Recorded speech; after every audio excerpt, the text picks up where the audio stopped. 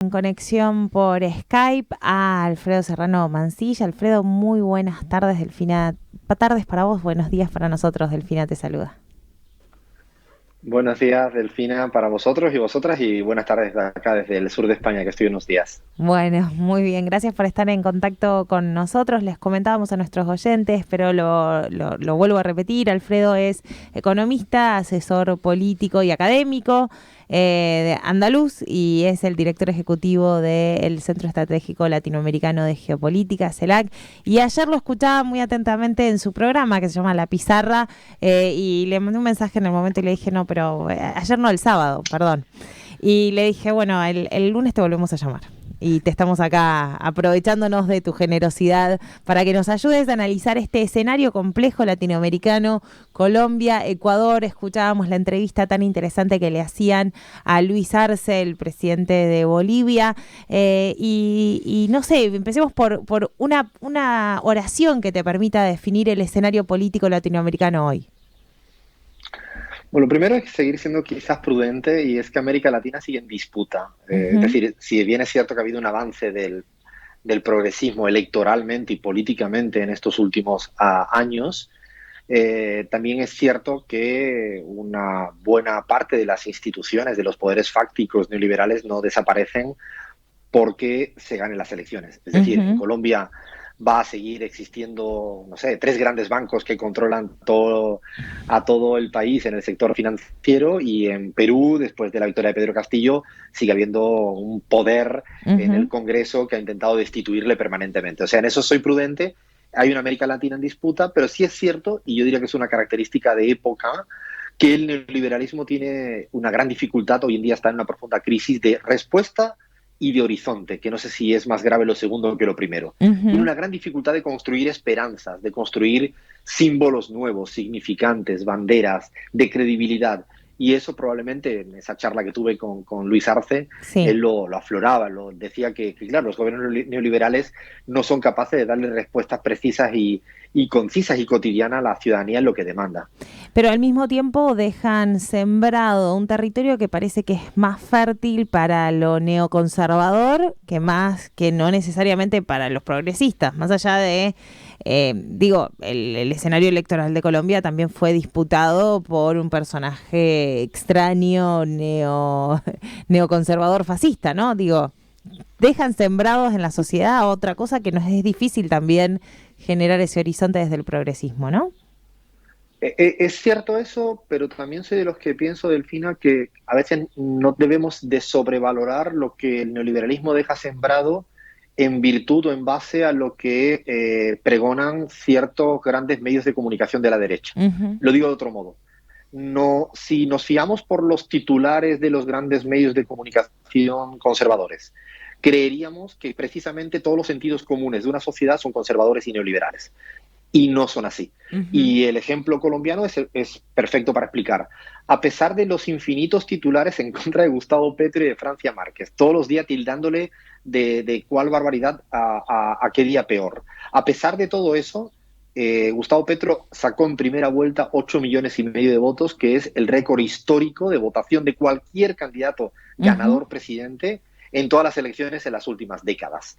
Es verdad que aparece un tipo como Rodolfo Hernández, Sí. que se cuela en segunda vuelta, pero también es verdad que Rodolfo Hernández venía o es fruto, fíjate qué paradoja democrática, si cabe el término, Rodolfo Hernández fruto de la apertura de lo posible que hace Gustavo Petro. O dicho de otro modo, Rodolfo Hernández también es parte del cambio, del hastío de la clase tradicional uribista. Rodolfo Sí. Hernández no es uribista, aunque haya tenido apoyo del uribismo. Y Ujú. es verdad que era neofascista en algunas cosas, pero en otras incluso tenía hasta brotes progresistas, o le Sí, tocaba como lo de intentar la disimular que marihuana era que llegó progresista. mucho acá.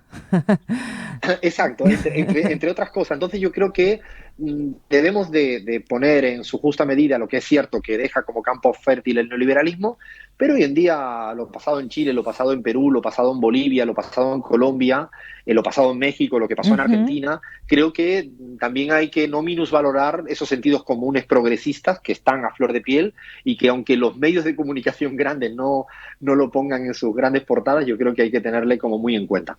Alfredo, Julián te saluda. Yo que te quería retrotraerme un segundo a lo que vos mencionabas al inicio, de la complejidad en los horizontes de los gobiernos neoliberales y tomando relación a tu nota sobre Lasso y el complejo de superioridad.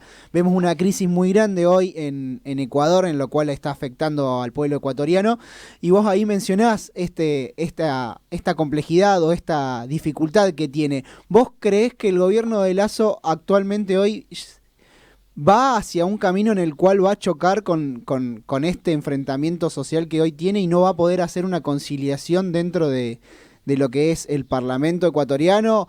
O si bien va a poder virar un poco más al centro y va a ser un poco más estratégico para sostenerlo, porque nosotros vemos los casos de los gobiernos de derechas que son muy confrontativos, y vos hablás en tu nota en el cual la dificultad que tiene parlamentaria Lasso, porque tiene muy pocos diputados propios, si ves que es un presidente en el cual va a tener un margen político de maniobra o va a querer morir en la suya. Justamente ese complejo de superioridad que a mí me hacía recordar a Macri es creerse que el apoyo que uno tiene como candidato es el que obtiene en segunda vuelta.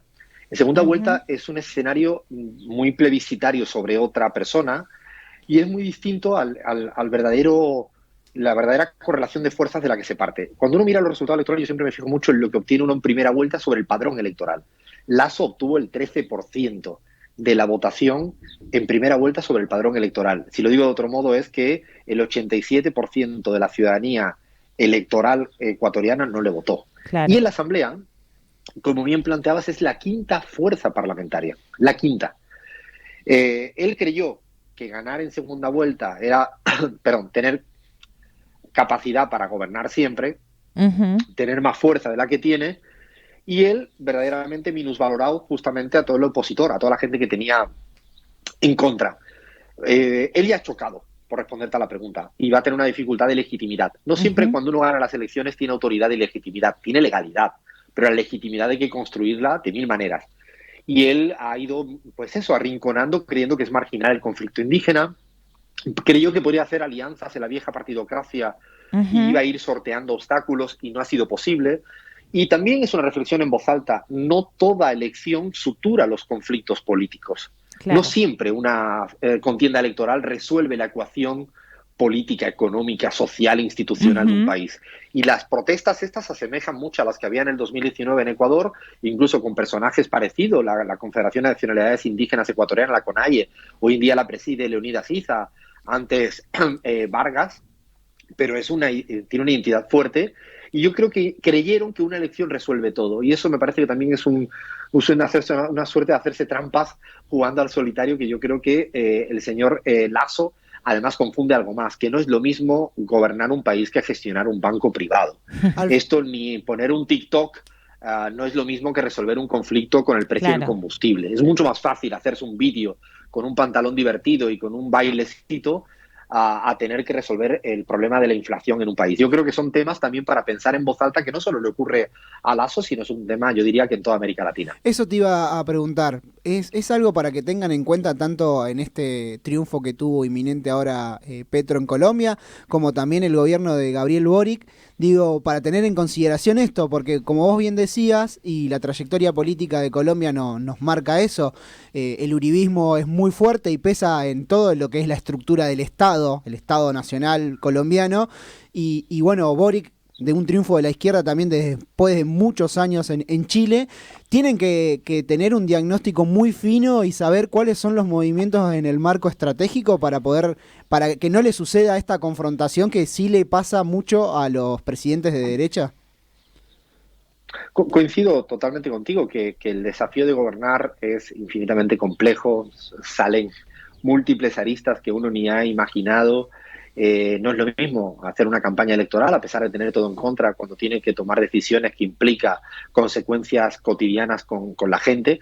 Pero a eso que dices, yo sí que haría una diferencia. El caso de Gustavo Petro tiene una biografía muy sólida, de larga data, con experiencia, incluso habiendo sido alcalde de Bogotá, habiendo sido senador mucho tiempo, es la tercera vez que se candidatea, y además no es un frente amplio lo que ha llegado al poder en Colombia, es mucho más homogénea la coalición de gobierno, el pacto histórico. Francia Márquez como vicepresidenta y él tienen mayor nivel de cohesión ideológica, de corpus ideológico.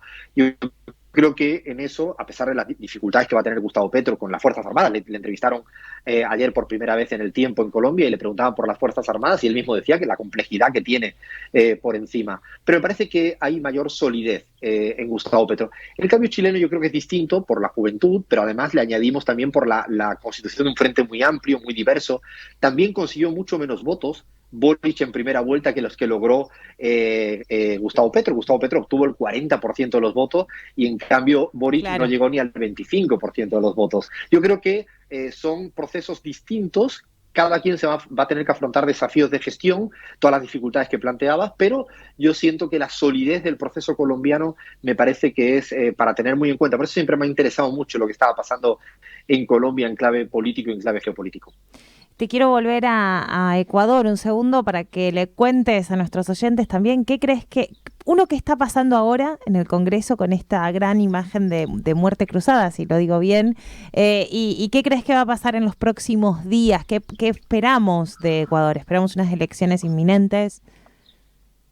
Hay que recordar, como tú bien decías, que la muerte cruzada, que es una herramienta constitucional muy sui generis, muy hecha además en la Constitución de Montecristi, la que está al calor del gobierno de Rafael Correa, es que permite la disolución de la Asamblea, del Congreso, del Poder Legislativo y del Ejecutivo, y se convocarían elecciones para las dos instituciones.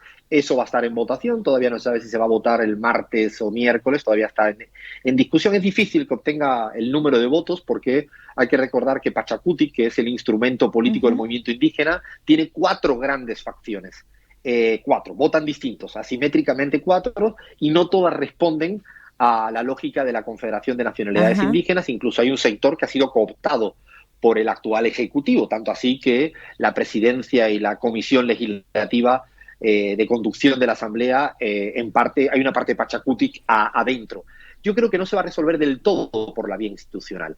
Creo que las instituciones en el Ecuador son muy poco valoradas por la ciudadanía y si bien la muerte cruzada es una herramienta institucional democrática y que deberá estar encima de la mesa, creo que o el gobierno actual de Lasso cede frente a las demandas muy precisas y concretas, por ejemplo, del endeudamiento de las familias. Sí. Fíjate, un tema que se habla muy poco en la Argentina, Delfina, y que tú conoces bien, es que la gente está muy endeudada. Se habla mucho de la deuda externa y muy poco de la deuda de la gente, de las familias. Bueno, en Ecuador ese es uno de los principales temas de conflicto, o el tema de los precios de los combustibles, de los subsidios, o cede, o creo que esto viene para quedarse el conflicto, aunque no tenga la intensidad que estamos viendo en los últimos días, y lo que no hay duda es que Lasso sale totalmente tocado de este momento político, porque yo creo que ha perdido incluso hasta la compañía de ciertos poderes económicos que no le ven como un líder fuerte hacia adelante.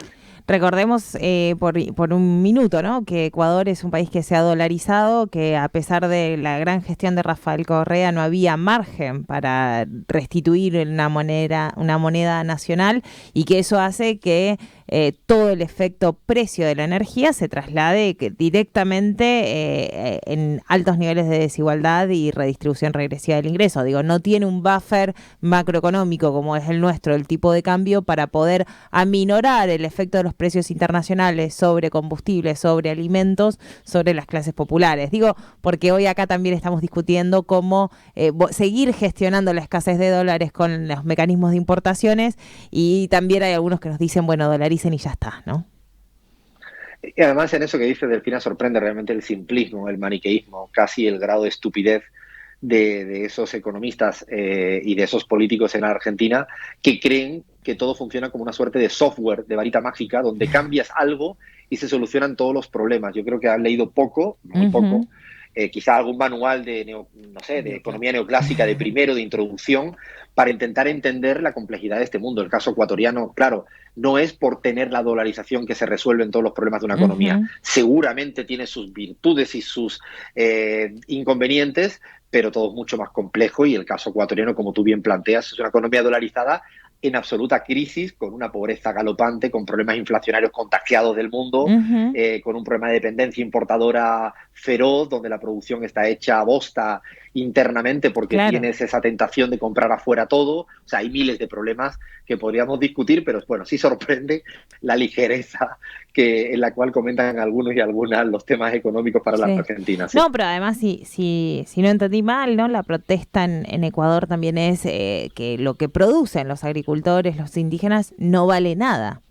Entonces está dolarizado también ese ingreso menospreciado por cadenas globales de valor en donde el último del tarro justamente recibe, ¿no?, $0,5 por kilo de café, y en realidad nosotros que importamos, la Argentina importa café, tenemos ciertos grandes problemas para la importación del mismo, ¿no?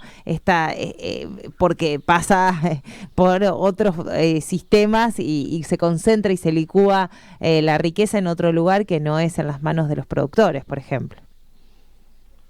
Sí, con la suscripción de todos los tratados comerciales habidos y por haber. Yo Ujú. recuerdo cuando llegué a vivir a Ecuador en un tiempo, ellos utilizaban un término, el correísmo del bobo aperturismo. O sea, claro, era acuerdos con la Unión Europea, que la llaman acuerdo de asociación, el Sí, acuerdo con los Estados Unidos, los temas de propiedad intelectual para el comercio, que se habla muy poco, Sí. pero que determina mucho. Y claro, con una economía dolarizada, además, no tiene ninguna herramienta de cambio como para compensar esas desigualdades, esas asimetrías de partida en una relación, imagínate, con la Unión Europea o con Estados Unidos, dos gigantes, ¿no? te tiro un tema económico y ya tenemos que cerrar la nota porque se nos acaba el programa, pero se empieza a hablar nuevamente de una moneda a nivel Mercosur que sobre todo el equipo de Lula estaría dispuesto a relanzar. ¿Qué opinión te merece? ¿Crees que es viable? ¿Qué sabes de esto de poder y crear algún mecanismo de pagos también para la región, para fortalecimiento de la región? Como casi todo puede ser muy bueno y muy malo, yo tengo la experiencia europea donde Ujú. la moneda única puso o generó mayores asimetrías donde ya había asimetrías. Es decir, hay dos locomotoras, los países del centro de Europa y los países periféricos de Europa, donde podría estar España, Portugal, Grecia, y siguen siendo periferia. Es decir, si la moneda común que se está discutiendo en el Mercosur de alguna manera corrige o tiene procedimientos para amortiguar Ujú. esas asimetrías, y recordar que hay un país chiquito como Paraguay, ¿no?, a diferencia de un país grande como Brasil, ¿no? Si realmente y hay posibilidades de corrección de ese tipo de compensaciones de asimetría, sería sumamente interesante porque realmente Mercosur, al estar juntos, pero a mí me parece que incluso antes de discutir el tema de moneda única, yo creo que tiene que plantearse la complementariedad comercial, Productiva. productiva, que hoy en día es muy deficitaria, como tú bien sabes, Ujú. la mayoría de países mira hacia afuera y mira muy poco hacia adentro, precisamente porque las cadenas globales de valor se imponen y hay muy pocas cadenas regionales de Exacto. valor, mucho menos cadenas mercosurianas de valor. Yo creo Ujú. que ahí hay una discusión económica que ojalá la discusión de la moneda no vaya disociada de las Exacto. discusiones de la economía real, que ahí sí podríamos tener, bueno, peor remedio que la enfermedad. Y quizás nos podría ayudar algo que indicaba también nuestra vicepresidenta la semana pasada, que es el tema de combatir la evasión fiscal, ¿no? Que también es algo Sí, que bueno, se de hecho triangula. el intercambio tributario es uno de los temas que en el Mercosur realmente hay mecanismo, podría haber mecanismo para resolver esa cuestión que es determinante para la Argentina y para muchos otros países. De hecho, Ujú. los países chicos en el Mercosur intentan de alguna manera jugar al filo de esa Exacto, ventaja comparativa, dicho muy teóricamente, en términos tributarios, para exacto. que precisamente sea más bondadoso, ¿no?, por decirlo, insisto, diplomáticamente. Clarísimo. Contanos antes de irte, contanos sobre Andalucía. Claro, si queríamos saber algo, ya que sos Ay, andaluz, no, ¿qué no. reflexión tenés para darnos de las últimas elecciones? La paradoja de mi vida es que esa noche estaba más pendiente de las elecciones colombianas, que me hicieron muy feliz, en cambio con las elecciones andaluzas de mi otra tierra, que fue muy triste. Bueno, realmente hay una victoria de la derecha importante en Andalucía, es un fenómeno a seguir estudiando, y no soy de los que se alegran porque la ultraderecha no ganó, porque la ultraderecha ganó el debate de los sentidos comunes, desplazó los ejes. Y si gana la derecha, que dicen que es moderada, pero con el discurso, el relato y los contenidos de la ultraderecha, yo diría que no me pone muy feliz. Y lo digo porque a veces en Argentina, y hago un paralelismo, no toda discusión es electoral. La discusión en Argentina que se está Exacto. dando interesantísima hoy es de cuáles son los ejes políticos en discusión, en disputa. Y un poco ojalá no se repita. La verdad que mucha tristeza, sí, porque Hoy en día sacaron casi el 66% de los votos, la sumatoria del Partido Popular y de Vox, así que mejor me vuelvo pronto para América Latina. Igual Pedro Sánchez intenta recuperar un poco de espacio, ¿no? Con esta propuesta de renta inesperada también, así que, bueno, supongo que ahí el Juntas Podemos también podrá impulsar una medida que busque recomponer cierta empatía con el pueblo, ¿no? Sí, yo también creo que aunque todo el mundo ha hecho un paralelismo, una traslación de lo que ocurre en Andalucía, porque poblacionalmente es el bastión más importante en el Estado español, yo creo que es cierto que a nivel de España todavía me parece que falta para ver. Yo creo que la coalición de gobierno es una coalición sólida, muy criticada, muy golpeada, pero es una coalición sólida donde el aumento del salario mínimo a niveles Total. históricos que nunca se había tenido en España. Yo creo que hay cuestiones que a la hora de la verdad esa sumatoria de PSOE más lo que se construya, porque todavía no se sabe si va a ser Juntas Podemos o va a ser una alianza más amplia, que hoy en día se llama Sumar, con la figura de Yolanda Díaz como centralidad. Ojalá sigan habiendo todavía, porque hay que recordar que en Europa, por mucho que se habla de la ultraderecha y de la derecha, hay más gobiernos de centro-izquierda, si cabe el término, que los que hay gobernando de ultraderecha. Bueno, una gran esperanza, la verdad que yo la sigo con mucha admiración a Yolanda Díaz, así que esperemos que sea la coalición que se proponga. No sé, supongo que es porque es una mujer. Me hace acordar un poco a Cristina, también tiene una cosa así de, ¿no? Es fantástica Yolanda Díaz, sí, Fantástica. una historia muy interesante además de vida política. Bueno, muy interesante, Alfredo, te agradecemos. Acá se nos termina el programa, así que te tenemos que despedir. Cuando andes por acá te vamos a invitar al piso. Lo vamos Y a sí, seguir dentro de explotando, poquito estoy por allá pasando frío. Bueno, dale. Tomate una caña por nosotros, ahí, por donde estés. La tomaré. Y brindas por nosotros. Bueno, muchísimas gracias. Te mandamos un saludo desde Buenos Aires. Dale, abrazo a todas y todos. Se nos termina el programa de Esto no es joda acá. Estaba para hablar toda la hora, digo.